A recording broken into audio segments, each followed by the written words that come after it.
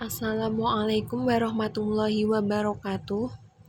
Baik, bertemu lagi dalam pembelajaran fikih dan pada pertemuan kali ini kita akan membahas tentang tayamum. Pengertian tayamum. Tayamum secara bahasa berarti menyengaja, sedangkan tayamum menurut syara adalah mengusapkan debu yang suci pada wajah dan kedua tangan sebagai pengganti wudhu, mandi, atau basuhan anggota wajib dengan syarat-syarat yang telah ditentukan. Syarat diperbolehkan tayamum. Yang pertama, tidak menemukan air baik karena dalam perjalanan atau kekeringan.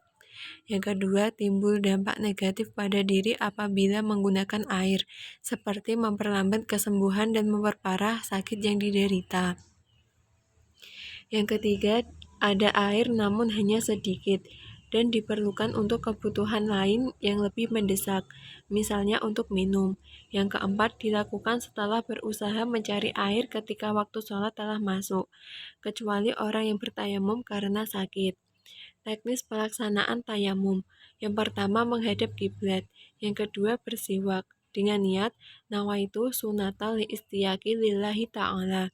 Yang ketiga, membaca basmalah. Yang keempat, menepukkan kedua telapak tangan pada debu dengan merenggangkan jari-jari atau merapatkannya disertai niat tayamum yang terus berlangsung hingga mengusap sebagian wajah. Rukun tayamum.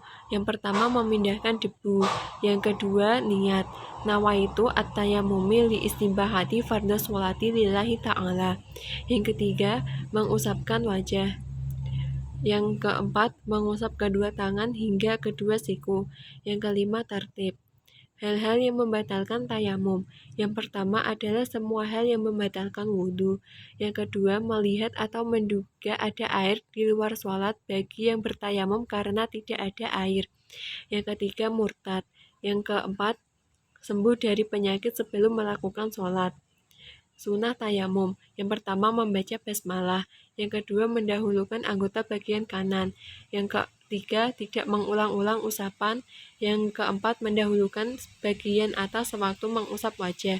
Yang kelima, berdoa setelah tayamum. Dan yang terakhir, sholat 2 rakaat. Kemakruhan dalam tayamum. Yang pertama, memperbanyak debu. Yang kedua, mengulang-ulang dalam mengusap. Dan yang ketiga, mendahulukan anggota bagian kiri.